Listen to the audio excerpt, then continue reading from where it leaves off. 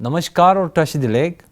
इस बार हम तिब्बत टीवी के विशेष बातचीत में भारत में तिब्बत समर्थक समूह के शीर्ष संगठन अर्थात core group for Tibetan cause के संयोजकों के साथ बातचीत श्रृंखला का आयोजन किया जा रहे हैं। आज के हमारे बातचीत श्रृंखला में कोर ग्रुप के राष्ट्रीय सह संयोजक श्री सुरेंद्र कुमार जी के साथ तिब्बत समर्थक समूह द्वारा तिब्बती आंदोलन में सक्रिय योगदान पर चर्चा करेंगे। सुरेंद्र जी तिब्बत के लंबे समय से समर्थक रहे हैं और वह भारत के कई अनेक संस्थानों से जुड़ा हुआ है। सुरेंद्र जी, आपका बहुत बहुत स्वागत है तिब्बत टीवी में। धन्यवाद। सबसे पहले सुरेंद्र जी, हमारे दर्शक आपसे भारत में तिब्बत समर्थक संगठन के शीर्ष समूह core group for Tibetan cause के बारे में जानना चाहेंगे और आपका तिब्बत के इस शांतिपूर्ण आंदोलन में कैसे जुड़ना हुआ। तो पहले मैं तिब्बत आंदोलन से कैसे जुड़ा ये बात आपके समक्ष रखता हूं। बहुत अपने छात्र जीवन से मैं सामाजिक और राजनीतिक कार्यों में अभिरुचि थी और तिब्बत के विषय में बहुत सुन रखा था कि तिब्बत को चीन ने अपने कब्जे में कर लिया, जिसमें भारत की नीतियां जो थी वो भी पूरी तरह से ठीक नहीं थी, जिसके कारण कब्जा हुआ। फिर तिब्बत की जनता के ऊपर जिस तरह से अत्याचार हुआ, जो चाहे वह जनसंख्या का पॉपुलेशन ट्रांसफर का मामला हो या उनके धार्मिक अधिकारों का हनन, मानवाधिकारों का हनन, पर्यावरण का विनाश, ये सब बातें ने मुझको बहुत प्रभावित किया। और तिब्बती जनता का जो स्वभाव है वो भी कि वो इतने सज्जन लोग हैं, ऐसे सज्जन लोगों को इस तरह से चीन के चंगुल में पड़ जाना और हम लोगों की गलती के कारण एक अपराध बोध भी मेरे मन में पैदा हुआ। और इससे पहले भारत की सरकार दक्षिण अफ्रीका हो, इंडोनेशिया हो, वहां जो आजादी का संघर्ष चल रहा था उसको पूरा समर्थन देने का वादा किया था और किया भी था। इस सब बातों से मैं बहुत द्रवित हुआ। फिर डॉक्टर आनंद कुमार के संपर्क में था, जो तिब्बत आंदोलन के उस समय अग्रणी नेताओं में थे। हम लोग की बातचीत हुई और कहा कि तिब्बत की आजादी, तिब्बत मुक्ति साधना जैसे पवित्र कार्य में हम लोग को लगना चाहिए और तन मन धन से लगना चाहिए। फिर सारनाथ जाने का भी मौका मिला। वहां पर आदरणीय प्रोफेसर सामदोंग रिनपोचे से भी मुलाकात हुई, उनसे भी चर्चा हुई। इस तरह से जो तिब्बत की परिस्थितियां थी, उन परिस्थितियों को देख करके और भारत सरकार ने जिस तरह से गलती किया, उस अपराध बोध को समझते हुए एक भारत के नागरिक के हैसियत से हमने समझा कि तिब्बत के आजादी के आंदोलन को, तिब्बत मुक्ति साधना को समर्थन देना चाहिए और इसी कारण से हम उसमें शामिल हुए। अब जहां तो कोर ग्रुप की बात है, core group for Tibetan cause 2002 में स्थापित हुआ। हरियाणा में रेवाड़ी में एक कॉन्फ्रेंस हुआ था और प्रोफेसर सामदोंग रिनपोचे, त्रिखा जी, आनंद कुमार जी, बख्शी जी, इन लोगों के प्रयास से एक कोर ग्रुप की स्थापना हुई। उससे पहले मैं भारत तिब्बत मैत्री संघ के साथ जुड़ करके इस काम को कर रहा था। तो कोर ग्रुप बनाने का जो उद्देश्य था, उस समय ये उद्देश्य था कि एक समन्वय, सभी जो समर्थक समूह हैं उनके बीच में एक समन्वय स्थापित हो और कार्यक्रम को सुचारू रूप से, सुव्यवस्थित ढंग से चलाने के लिए कोर ग्रुप एक नीति निर्धारक समिति के रूप में काम करेगा। और सबसे पहले मुझको 2002 में ही पूर्वी क्षेत्र का ईस्टर्न जोन का रीजनल कन्वेनर के रूप में मनोनीत किया गया। उस समय से अभी तो हम सह संयोजक, राष्ट्रीय सह संयोजक के पद पे हैं।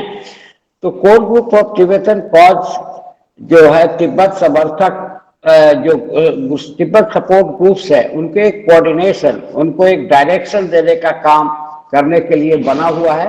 और मैं समझता हूं कि पूरी तरह से कोर ग्रुप अपने काम में इस समय कार्य करने में, आप भी तो रहे इंडिया तिब्बत कोऑर्डिनेशन ऑफिस में, आपके साथ भी हम लोग ने मिलकर के काम किया है। अभी तो कोर ग्रुप का बाद के दिनों में काफी विस्तार किया गया, काम को देखते हुए इस तरह से इसका फैलाव किया गया है। आज तो नॉर्थ ईस्ट में हम समझते हैं कि 3 ग्रुप काम कर रहे हैं, कोर ग्रुप के 3 यूनिट काम कर रहे हैं। इस तरह से कोर ग्रुप अपना फैलाव करता जा रहा है और तिब्बत मुक्ति साधना को एक दिशा देने में वह सफल हो रहा है। जैसे कि सुरेंद्र जी आपने कहा, आप कोर ग्रुप के अंतर्गत आपकी कार्य क्षेत्रों में पूर्वी भारत के तिब्बत समर्थक संगठनों को सशक्त करना है। तो ऐसे में भारत के पूर्वी क्षेत्रों में तिब्बत विषय को लेकर लोग कितने जागरूक हैं? तिब्बत मुद्दे को अधिक मजबूत करने के लिए हमें क्या करने की आवश्यकता है? अभी आप पूर्वी क्षेत्र में हम लोगों ने और जिग्मे जी जो हम लोगों के समन्वयक हैं, उनके साथ एक कार्यक्रम हम लोगों ने उड़ीसा के अंदर बनाया था। और उड़ीसा में हमारे जो वहाँ के अध्यक्ष हैं भारत तिब्बत मैत्री संघ के, और बड़े भाषाविद हैं और बौद्ध और तिब्बती भाषा के ऊपर उनका बड़ा काम है। वहाँ जा करके हम लोगों ने उनको सम्मानित किया। उसी तरह से हम आसाम के अंदर और अरुणाचल के अंदर भी गए और वहाँ लोगों से बातचीत किया और कार्यक्रम को तेज, और सब जगह कई जगहों पर हमारे जो राष्ट्रीय संयोजक हैं खिरमे जी वो उपस्थित थे और जिग्मे जी तो हम लोग के साथ ही थे। काफी उनके सहयोग से ये कार्यक्रम हुआ। तो पूरे उत्तर पूर्वी क्षेत्र जो तिब्बत से लगा हुआ है, वहाँ के लोगों का यह मानना है कि भारत को तिब्बत के प्रश्न को उठाना चाहिए, क्योंकि पूरी तन्मयता के साथ उठाना चाहिए और हम लोगों का पूरा समर्थन है। कई तरह के विवाद इस समय वहाँ पैदा हो रहे हैं। तिब्बत और उत्तर पूर्व जो अरुणाचल है उनकी सीमा के ऊपर सबसे बड़ी बात तो आज ब्रह्मपुत्र की धारा को बदलने की बात सोच रहा है। तो ब्रह्मपुत्र जो आसाम का लाइफ लाइन है, आसाम का ही क्यों लाइफ लाइन है, भारत का लाइफ लाइन है। अगर ब्रह्मपुत्र की धारा को हम पलटते हैं तो निश्चित रूप से भारत के लोगों का जीवन, भारत के में रोजगार के ऊपर इसका बहुत बुरा प्रभाव पड़ेगा। तो एक तो जो पर्यावरण का विनाश हो रहा है तिब्बत के अंदर में, वो पर्यावरण का जो विनाश है वो पूरे भारत को तो प्रभावित कर ही रहा है। अगर ये कहना अतिशयोक्ति नहीं होगा कि दक्षिण पूर्व एशिया को भी पूरी तरह से प्रभावित कर रहा है, जिसके कारण यहाँ का असमय बाढ़ का आ जाना, असमय कोई आंधी तूफान आ जाना जिससे जान माल की काफी क्षति होती है। आणविक कचरों को ले जाकर के हिमालय में डंप करने की जो बात हुई है, इस सब का बहुत बुरा प्रभाव पड़ रहा है। इसके अतिरिक्त भारत की सुरक्षा तिब्बत की आजादी में निहित है, क्योंकि तिब्बत आजाद होगा तो भारत सुरक्षित रहेगा। हमारे जो हजारों करोड़ रुपए जो हमारे विकास के ऊपर खर्च हो सकते थे, उसको सैन्य साज सामान और सेना को सीमा पर रखने में खर्च हो रहा है। तो इस तरह से भारत और तिब्बत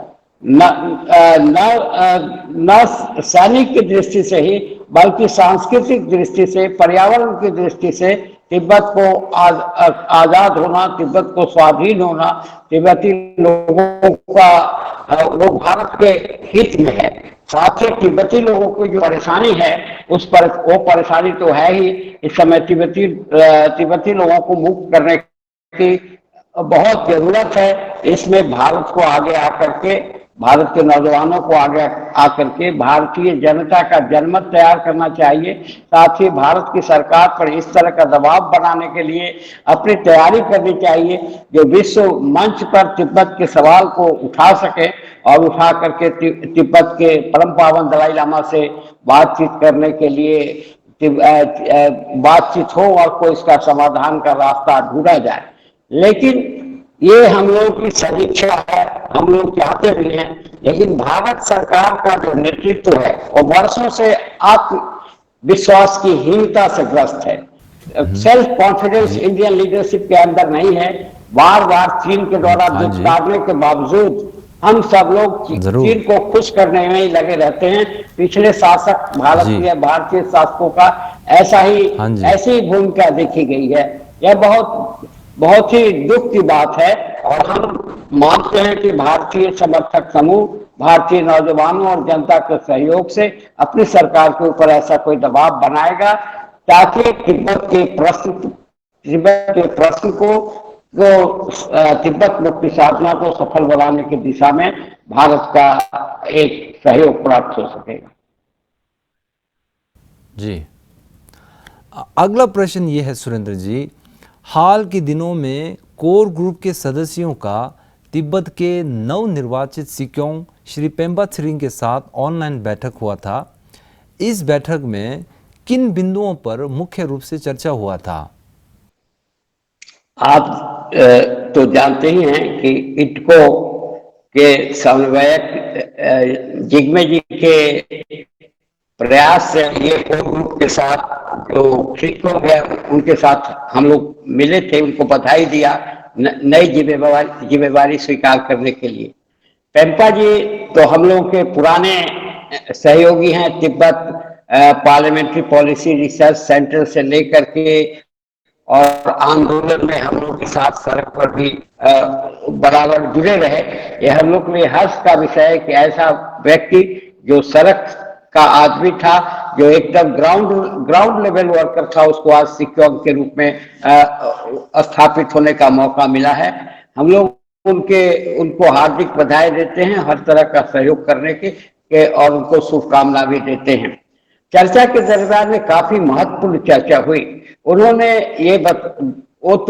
बताया कि तिब्बत समर्थक समूह को कैसे काम करना चाहिए, और आज के दिन में जो परिवर्तित परिस्थिति है उसमें भारत के सरकार के साथ और विश्व के सरकारों के साथ किस तरह से संवाद स्थापित करके आने वाले दिनों में तिब्बत की समस्या के समाधान के लिए विश्व मंच पर और भारत के मंच पर एक जनमत तैयार करने की बात होनी चाहिए। इसमें उन्होंने बताया कि भारतीय समर्थक समूहों का बहुत ही महत्वपूर्ण भूमिका है, और हमने कुछ खास करके उनको सुझाव दिया कि कुछ संघर्ष का कार्यक्रम भी हम लोग थोड़ा कम हो गया है, उसको भी तेज करने की आवश्यकता है।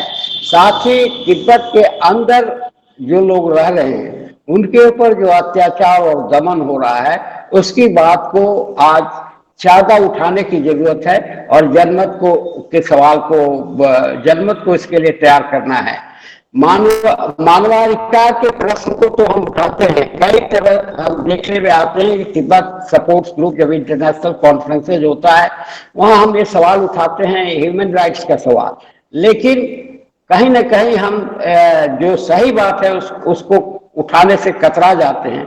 आज आवश्यकता इस बात की है, हालांकि परम पावन दलाई लामा जी इस आंदोलन का नेतृत्व कर रहे हैं, उनका निर्णय अंतिम निर्णय है, लेकिन हम लोग ये चाहते हैं कि तिब्बत को पूर्ण स्वाधीन किया जाए और तिब्बत एक स्वतंत्र राष्ट्र के रूप में विश्व के मंच पर स्थापित हो। ये बात हम लोगों ने सिखों के समक्ष भी रखा, तथा उनसे ये भी आग्रह किया कि जो प्रवासी तिब्बती हैं, जो किसी का वहां से आकर के भारत में या विभिन्न देशों में रह रहे हैं, उनके लिए जो कल्याणकारी योजनाएं उनको भी चलाना चाहिए, और जो कल्याण की योजना है उसको चलाते हुए हमको इस बात के लिए पूर्ण प्रयत्नशील रहना चाहिए कि तिब्बत के विषय को लेकर के वहां चीन की सरकार से कोई वार्ता की जाए और हम उसका समाधान निकाल सके। और सिक्कोंग ने भी ये बात को स्वीकार किया और उन्होंने कहा कि इसमें आप लोगों की अहम भूमिका है और हम लोग मिलजुल करके आगे मिलेंगे और कोई कार्य योजना बना करके इस दिशा में आगे बढ़ेंगे। तो तिब्बत मुद्दा भारत के लिए कितना महत्वपूर्ण है और तिब्बत समस्या का समाधान से भारत को क्या लाभ होगा? देखिए, तिब्बत समस्या के समाधान से तो मैंने कहा कि भारत को लाभ ही लाभ है। जिस तरह से एक तो आप एक सामरिक क्षेत्र में देखें, सैन्य खर्च खर्च को देखें, अगर तिब्बत की समस्या का समाधान हो जाता है तो हमारा ये तमाम खर्च हम इस गरीब देश के विकास में कर सकेंगे और इससे जनता की बड़ी भलाई होगी। दूसरी बात आप देखें कि आज पर्यावरण का जो खतरा बना हुआ है चीन के द्वारा, जो जिस तरह से पेड़ काटे जा रहे हैं, जिस तरह से नदियों के धाराओं को मोड़ने का प्रयास हो रहा है, हिमालय में खनिज पदार्थों को निकाल करके उसको खोखला बनाया जा रहा है, इन सब से जो बुरा प्रभाव दक्षिण पूर्व एशिया के वातावरण पर पड़ रहा है, तिब्बत की मुक्ति के बाद हम समझते हैं कि ये सब बातें बंद होगी और यहाँ का जो वातावरण है, जो क्लाइमेट है, वो भी बहुत शुद्ध होगा और बहुत परिष्कृत होगा। तीसरी बात यह है कि हम लोग विकास, भारत और तिब्बत एक दूसरे के विकास में भी सहयोगी होंगे। सांस्कृतिक रूप से तिब्बत कितना धनी है, उनके संस्कृति को हम लोग को जानने का और रिसर्च करने का उस पर मौका मिलेगा। तो आज तिब्बत की मुक्ति से सांस्कृतिक, धार्मिक, आर्थिक, सामाजिक और सैनिक सब तरह से भारत को लाभ है।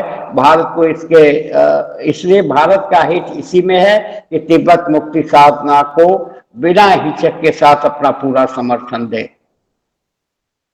अंत में सुरेंद्र जी, आपने लंबे समय से ये अभियान चलाया है कि भारत सरकार परम पावन दलाई लामा जी को भारत रत्न से सम्मानित करे। क्या भारत सरकार उनके 86वें जन्म दिवस पर उन्हें इस पुरस्कार से सम्मानित करेंगे? इस पर आपका क्या कहना है? देखिए पालजो जी, हम लोग तो एक लंबे समय से इस अभियान को चला रहे हैं कि परम पावन जी को भारत रत्न और गांधी पीस प्राइज दोनों से जो है सो उनको अलंकृत किया जाए। इसके पीछे ये बात नहीं है कि ये मिल जाने से दलाई लामा जी का व्यक्तित्व में कोई चार चांद लगेगा, बल्कि इन पुरस्कारों में चार चांद लगेगा। जब दलाई लामा जी को ये पुरस्कार दिया जाएगा तो ये पुरस्कार, इस पुरस्कार की प्रतिष्ठा में वृद्धि होगी कि दलाई लामा जैसे महान पुरुष को इस पुरस्कार को देने का भारत सरकार ने फैसला किया। लेकिन दुख की बात है कि इतने प्रयास के बाद, इतने हस्ताक्षरों को दिए जाने के बाद भी भारत की सरकार क्यों चुप है और भारत की सरकार क्यों परम पावन जी को न संसद में बुला के भाषण कराना चाहती है और न भारत रत्न और गांधी पीस प्राइज जैसे चीजों से उनको अलंकृत करना चाहती है। इसके लिए मैं मानता हूं कि और जोरदार अभियान चलाने की जरूरत है और भारत सरकार से ये मांग किया जाए कि इनके आने वाले 6 जुलाई जो उनका जन्मदिन है, उस जन्मदिन पर उनको भारत रत्न के उपाधि से अलंकृत करे। ये हम लोग सब लोगों की इच्छा है। भगवान भारत सरकार को और उसके नेतृत्व को भी सद्बुद्धि दें। ऐसा होता है तो ये बहुत ही स्वागत की बात होगी। आपका बहुमूल्य समय देने के लिए बहुत बहुत धन्यवाद सुरेंद्र जी। Thank you. जय भारत, जय तिब्बत। और आपको भी बहुत परम पावन दलाई लामा अमर रहें। आपको भी बहुत बहुत धन्यवाद।